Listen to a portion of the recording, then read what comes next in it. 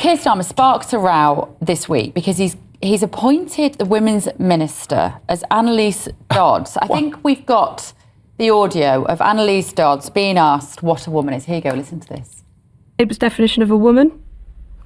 Well, I have to say that there are different definitions legally around what a woman actually is. I mean, you look at the definition within the Equality Act, and I think it just says someone who is adult and female, I think, but then doesn't say how you define either of those things. I mean, obviously, that's then you've got the biological definition, legal definition. With respect, I didn't ask for that. What's the Labour definition? Well, I think with respect, Emma, I think it does depend what the context is, surely. Oh, here we go. She's the Equalities Minister, Sam. That's brilliant. She can't define a woman. I just think this is such a ridiculous story, and it's a gotcha question, because the reality is, for the past God knows how many centuries, we've defined a woman based on Since self. Adam and Eve, actually. Since Adam and Eve, thousands of years. Yeah, but that's always been based on self-identification or perception. So does someone present as a woman?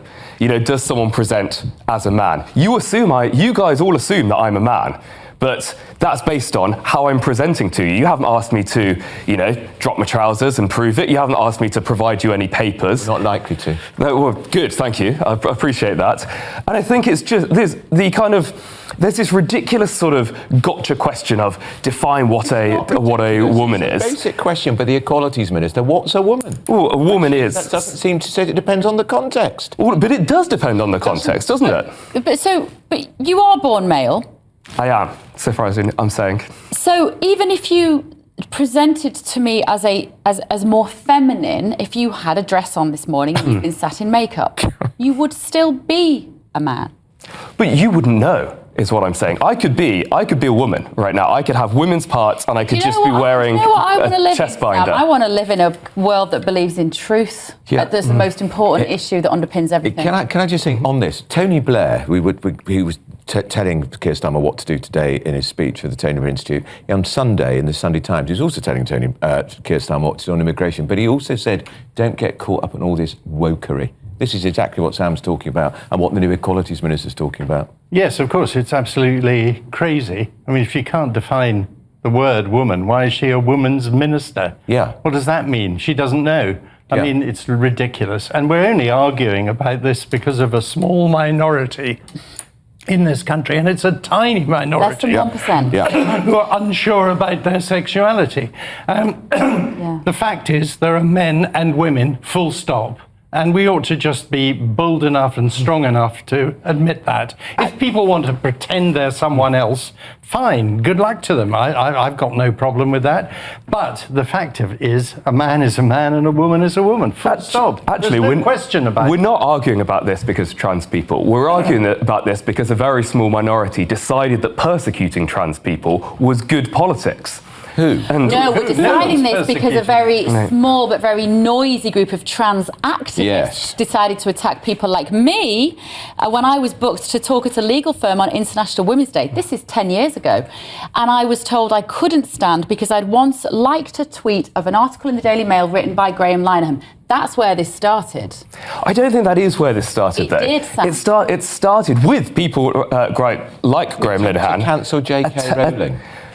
This Who's cancelling J.K. Rowling? She's going to have 10 billion instead of 25 billion. She's been banned from speaking at universities by this lobby. She's been asked not to speak at... She's not been invited to speak at universities. Well, why is it cancellation that you say there's better people to speak at a university than J.K. Rowling? I can think of about 1,000 people that are better to speak at a university than a billionaire that spends all her life on Twitter. I mean, what's she got to add? Denigrate a woman who's got millions of people into reading books, kids. I mean, you're denigrating her as a billionaire. What's wrong if she's a billionaire? She's a billionaire because her books are so successful and they're good. Yeah, and she could have used she's a billionaire that could have used all of that power and all of that influence to help people. She chooses to spend her time on Twitter attacking a tiny, vulnerable minority. She's not attacking the minority. In fact, quite the reverse. It's the minority who are cancelling her and preventing her from speaking. I believe in freedom of speech. You clearly don't. I mean, I think it is absolutely absurd that this tiny minority of ludicrous activists have created an issue that never existed before. They've created it themselves because they're attention seekers more than anything else. And it is a waste of time and money for us even to be discussing it. But if you believe in freedom of speech, will you condemn Waterstones, who have fired an employee who criticised a writer who attacks trans people? It subsequently turned out that writer has a history of tweeting things that, it's certainly in my view, are racist. For using her freedom of speech to defend trans people, the Waterstones fired her. Will you speak out for me, who, for using my freedom of speech to defend trans people, has been attacked repeatedly by the anti-trans lobby? You know, this is not a one-way street. See, I don't believe there is an anti-trans lobby. There's definitely an anti-trans lobby. Not in the same way that there is the trans activist lobby.